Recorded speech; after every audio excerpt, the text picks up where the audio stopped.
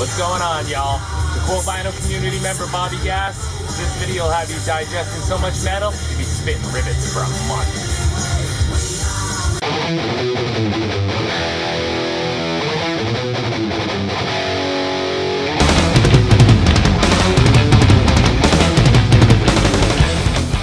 Time for another Molten Cassette update. What's going on in the background? This is Cruz, Saint of Los Angeles. Not a cassette at all. As far as I know, it didn't come out on cassette. If it did, it would probably be in this video. So we'll have to settle for the CD. Amazing. Tour edition with the tour dates on the back. Wow, great album. So here's some tapes that have popped up recently. Not a whole lot, but definitely a decent handful. Right away, one collection that I stumbled into and I had to pick up, not necessarily for me, but for a couple of folks in the vinyl community that I thought might be interested. Now, it's said, when you run into GWAR, you run into GWAR. And boy, did I run into GWAR. So pretty much full out discography. The two that I found that I am going to keep were two albums that I really love and where I first caught on to GWAR. And that's the first one, which is Hello. And this is pretty cool. This is on Shimmy Disc. Very early release. See, cassettes can be cool too. It's not always straightforward cassettes. There's a lot of stuff with vinyl, you know, little differences and different presses. The same is true with cassettes. And that's part of what makes collecting them so cool. Besides the fact, they just sound right. You hear that? Cassettes, they sound right. Yeah. So very early copy of GWAR's Hello, and this was the first time I heard GWAR. Love this album. And the other one I decided to keep was Scumdogs of the Universe. If not just for the song Sick of You. Sick of You was the heavy metal breakup song when this came out. Let's see, Focus 1990. That was the song that you would play. You know, your girlfriend would give you her Walkman and play a Journey song for you. You know, Come Back to Me, and if you were all done, you would hand her back the Walkman with GWAR, Scumdogs of the Universe, queued up to Sick of You. And that is just the way the teenage mind worked in 1990 if you were a headbanger. Now, the rest of them, some very cool stuff. I won't pull them all out, but they do have some great covers, and GWAR is a cool band. Here's Carnival of Chaos. Like I said, I grabbed these for a BC member that I had in mind that I know was looking for GWAR. Here's We Kill Everything. On the back of that GWAR on cassette never shows up. Here's The Road Behind. And I did decide not to keep them. Here's Despoiled Earth. But more to let this person know, America Must Be Destroyed, that I had them, I picked them up with him in mind. And if for any reason, here's Ragnarok also. If that doesn't go through or the person decides they're not interested in them soon, I'll just go ahead and make them available, you know, to anybody else that's interested. Here's a little 90s stuff. This is Widowmaker, Stand By for Pain. Dee Snider's band after Twisted Sister. I've listened to it a couple of times. It's pretty cool. You know what I mean? It's not Twisted Sister, that's for sure. It's 90s metal. I've been asked more than once if things such as promo cassettes exist, and they absolutely do. And I wanted to show the one I turned up the most recently, and that's a promo copy of Bruce Dickinson's Balls to Picasso. So you can see from the label, if I'm holding it still enough, and I don't know if the camera's picking it up right, this is marked promotional use only 1994 from Polygram Records. Definitely pretty cool to find promo cassettes that says promotional copy only, not for sale on a cassette, like an album might.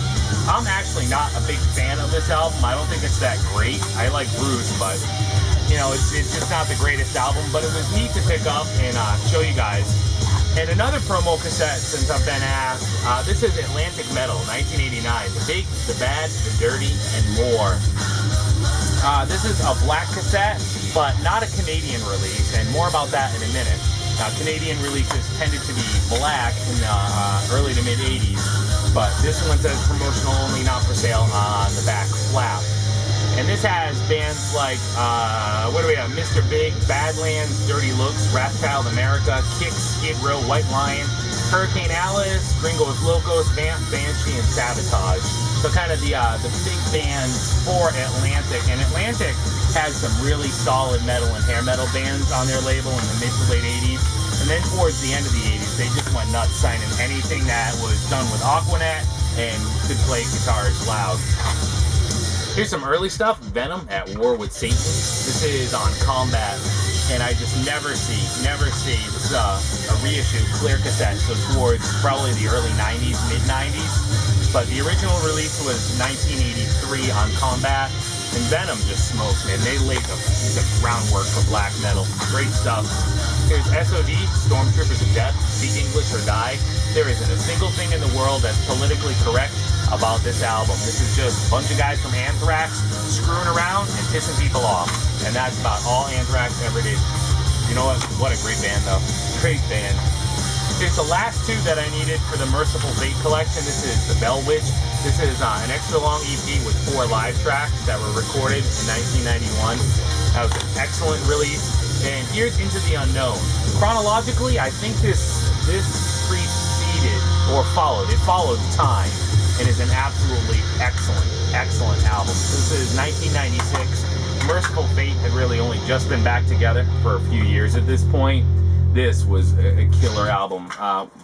You know, a kind of vibe for my favorite. I love the early Mercyful Fate stuff, of course, but of the later stuff, 9 and Into the Unknown, definitely the favorites. Great stuff to check out. I mentioned before about black Canadian cassettes. So in the 80s, I get asked this a lot. In the 80s, American cassettes, or those released in the US, were often white. From overseas, they had paper labels on them. And Canadian cassettes were black. And here's an example of that. So here's Voivod. This is their second album. Great album. Now, what brought this to mind is I had turned up one I've been looking for a while, and that's Voivod's first album, War and Pain. This is 1984 on Metal Blade. This is obviously not a first issue, being that it's a clear cassette, but an excellent album. Voivod still referred to at this point as Snake Piggy Blackie in a way. It's just excellent. I mean, so rough around the edges. So what brought to mind was I knew I had 2 copies of Roar. Now, first you can tell already the different covers. This is a US copy, later copy of Roar, the clear cassette you can see.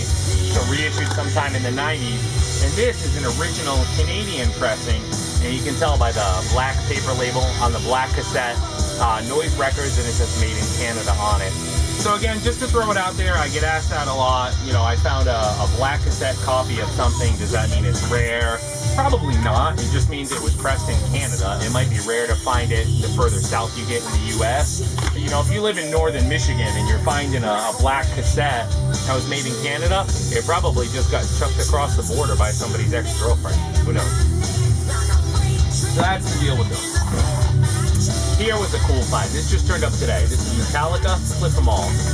This is a bootleg. This was made in Germany, which it says on the label, but it's funny. It's on a white cassette, 1991, and it says US Metal. But again, this is a quasi-professional, if you will, bootleg of a show. The sound quality is kind of there. There used to be a store close by in the 80s and the 90s that sold live recordings. If you called them bootlegs, he wouldn't sell them to you because you couldn't sell them.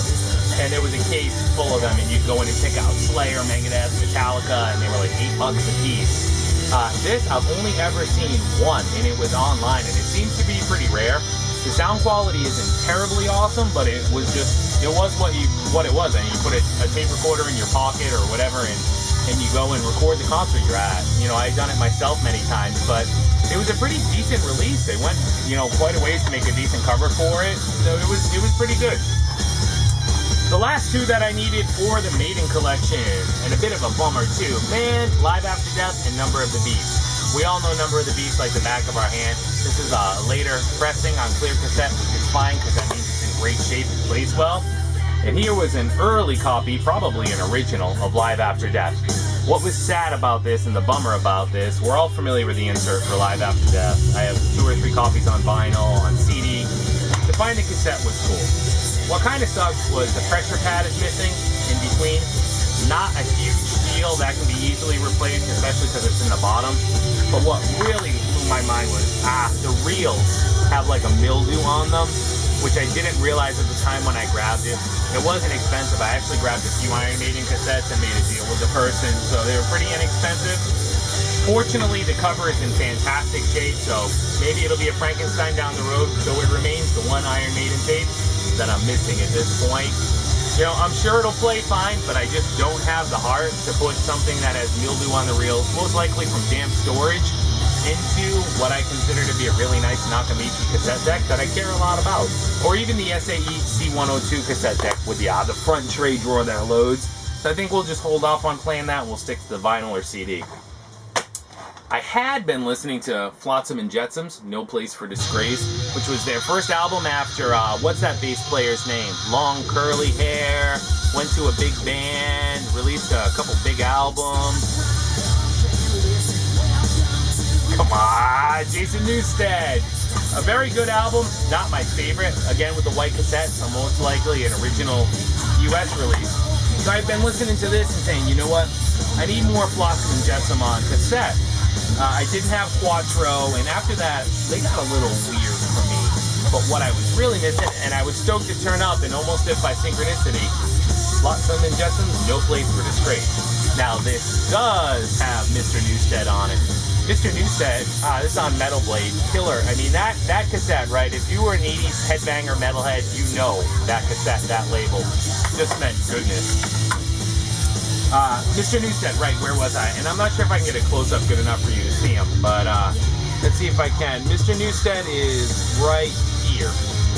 Jason Newsted from Metallica. Not sure if you can pick that up, if you can see that or not. If you can, great. If you can't, that's what the internet's for. But yeah, Jason Newsted, actually his band just released or is about to release a new album. I think it's just called Newsted is the name of the band. Check it out. Really excited to see how that turns out. Quick grab, whole fill, Slaughter, stick it to you, or stick it live. Has to have one of the funniest covers ever. Funniest covers ever. The little guy is, right, the chick with the very high Jason suit. Man, that's just so 90s. And say what you will, Mark Slaughter's got pipes. That boy can sing. Now, Rage, Perfect Man. Rage is great mid to late 80s, straightforward heavy metal. Heavy metal. I mean, it's a little harder than hair metal. Definitely worthwhile checking out, and a little south of thrash. So kind of somewhere in between there is where it's going, but still excellent. Rage, Perfect Man. And there's 4 more here, and I'll show you 2 at once to make it quicker. Right, here's Metal Church, The Human Factor, and Blessing in Disguise. The only 2 that I was missing, so now that collection is complete, and Metal Church is a fantastic band. This is when they adopted the new lead singer following The Dark. New lead singer Blessing in Disguise and Human Factor. Date with Poverty from Human Factor was all over Headbanger's Ball in 1991. I had to cheat, look at the date. Still, Blessing in Disguise for me is the better of the 2, but they're both excellent and both worth checking out. Finished off the Anthrax cassette collection by picking up Armed and Dangerous, which I think is an excellent album. A later issue on clear cassette, again, which is perfectly fine with me, because that just means it hasn't suffered decades worth of abuse. And the last one is a band I always forget how cool they are, you know, King's X. I have 3 or 4 King's X cassettes. Gretchen Goes to Nebraska, Out of the Silent Planet, X, I think, the one with It's Love, Fatal Bluff on it. And I didn't have this one. This is from 1992. But King's X, they lay it down good. They really do. Just funky, cool grooves. I mean, kind of some frog elements. What the hell? It's like a beef stew of heavy metal. You know what I mean? Kind of got everything thrown in there. So that was my cassette update. I hope you guys dug it. Feel free to leave a comment below. And I'll talk to you guys soon. Take care. Ciao.